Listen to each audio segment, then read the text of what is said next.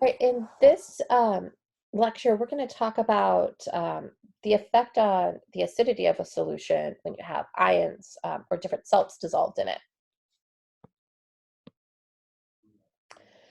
So in general, if you have a solution that has a lot of anions, those are going to tend to form basic solutions or neutral solutions. And then the cations of a salt are going to tend to form acidic or neutral solutions. Um, it's because every anion can really be thought of as a conjugate base of an acid. They all have a negative charge. They could form a bond to a hydrogen with a lone pair. So that's why all anions are somewhat basic. So here's an example of fluorine, and when we think about it, it has these four lone pairs, each of which could form that bond to a hydrogen. And so uh, again, this is a conjugate base of an acid, but it's also an anion. So if we have an anion that is a conjugate base of a strong acid, then it'll be a neutral pH, because if we have chloride ion, which is the conjugate base of hydrochloric acid, and we think about this equilibrium here, we know that all hydrochloric acid is going to dissociate. And so this equilibrium expression or arrow should really look like something like this, right? Very little, if any, of that chloride ion will actually form hydrochloric acid, because if it did, it would reform that conjugate base immediately because it's a strong acid. And so that's why this chloride ion won't really act like a base of a significant base when it's in solution.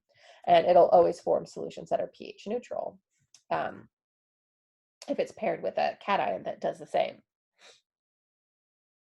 Now, the anion of a conjugate base that is formed from a weak acid, now that'll actually form a basic solution like hydrofluoric acid, because that equilibrium really is more equal. Our weak acid, hydrofluoric acid, will have a reaction or an equilibrium reaction with water that actually favors reactants. And so we will have a little bit of hydrofluoric acid in there and a little bit of fluorine ion as well. So now looking at cations, those are going to form acidic or neutral solutions. So again, the cation of a strong base, so is like the sodium in sodium hydroxide, is going to be neutral. We can kind of think of this as, well, never mind. I don't want to say it like that. Sorry. But let's look at the cation that's a conjugate acid of a weak base. In this case, it's going to be acidic or weakly acidic. So an example of a base is ammonia. And so if it had a conjugate acid, it would be NH4 plus. And so that NH4 plus is actually, if NH3 is a weak base, the conjugate acid NH4 plus will be a weak acid. And so that weak acid would have a dissociation reaction that would look like this here. And so because this equilibrium actually is in equilibrium, this isn't a strong base, so all of it forms its conjugate acid, then we'll have both the NH3 and the NH4 plus in solution when we have the cation NH4 plus. And so that's going to form a slightly acidic solution. We'll form some of this H3O plus. Now, if it is a cation of a very small or very highly charged metal, those are also going to be a little acidic as well. So something that would be a good example of that would be aluminum. It's small in size on our periodic table, and it's highly charged because it's usually a +3 ion. And so that will coordinate water in a way that allows hydrogen to be easily lost. And this kind of gets into the realm of coordination chemistry.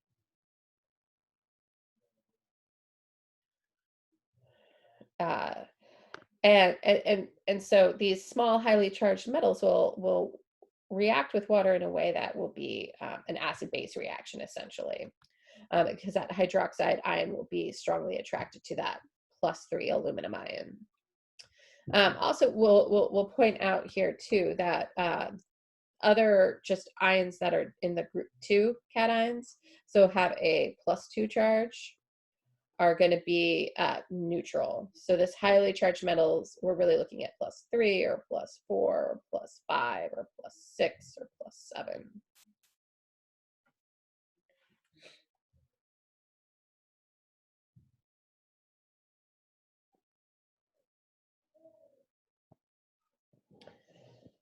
So I'll walk through this, and I think the student lecture slides don't have the answers here on the right hand side. So I'll walk through these one at a time though.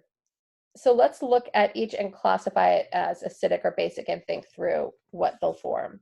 So in lithium bromide, we're going to have a lithium plus and a Br minus. And so when I'm looking at these, I'm going to evaluate each separately and then think of them together. So my lithium plus is typically seen, you can see it sometimes with lithium hydroxide as an example, but this is something that's not highly charged, right? It's +1 only.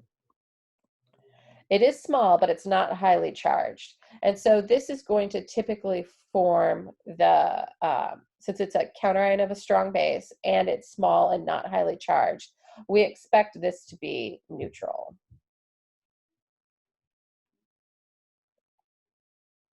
Now, the bromine is the conjugate base of a strong acid. So HBr is a strong acid.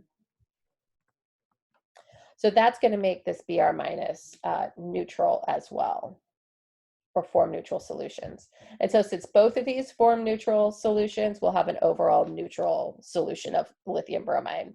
So if we had just a solution of this and took the pH, we would expect it to be somewhere around pH 7. All right, let's look at our next one. We've got sodium and NO2 minus. So our sodium is very similar to our lithium. It is commonly a counterion to a hydroxide ion. It's also small, but it is not highly charged. It's only +1 again. And so we can expect this to form a neutral solution.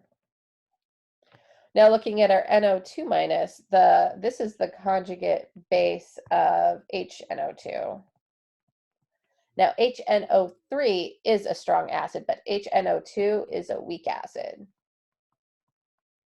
And if I wanted to know what that was, if I was just like staring at something, I'm like, I have no idea what the ion, if HNO2 is a strong or weak acid, I would go and look up its Ka or pKa value to determine if it was strong or weak. And so knowing that it's weak, let's say I look up the Ka and it's smaller than 1, I can say, oh, okay, well, this is the conjugate base of a weak acid. So if I put this in solution, it should form a slightly basic solution. And so a neutral ion plus one that'll form a basic solution will form an overall basic solution. All right, moving on to our next one, we have NH4 plus and Cl minus. So our NH4 plus is the conjugate acid of NH3, which is a weak base. Again, I can look up that value to determine it. And so since this is a conjugate acid of a weak base, we expect that to form an acidic solution. Our Cl minus is the conjugate base of HCl, which is one of our strong acids, a Ka larger than 1. And so we expect this chloride ion to form a neutral solution. Since I have a neutral and an acidic solution, I'll predict an acidic solution will form between these two. And so I should see a pH lower than 7 for ammonium chloride when I make up that solution. Okay, so last one, we have aluminum +3 and ClO4 minus. So in this case, my aluminum +3 is a small and highly charged cation. And so it's going to be able to form a slightly acidic solution. And then for my ClO4, that's going to be the conjugate base of HClO4, which is going to be a stronger acid. I believe, or is it a weak? Let me check real quick.